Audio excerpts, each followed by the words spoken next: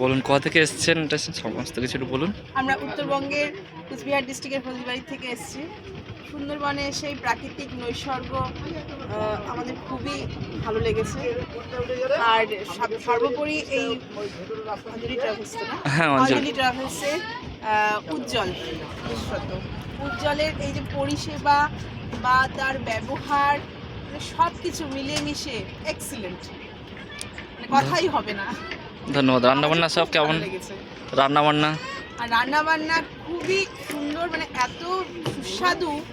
আর আমরা যখন যেটা প্রয়োজন হয়েছে আমরা জাস্ট বলেছি, ও সঙ্গে সঙ্গে সেটা হাজির করেছে। তারপরে এখানে বাউল গান, যেটা আমরা মানে দারুণ এনজয় করছি, দারুণ, মানে বলা যায় না আর কি, ভাষায় প্রকাশ করা যায় না।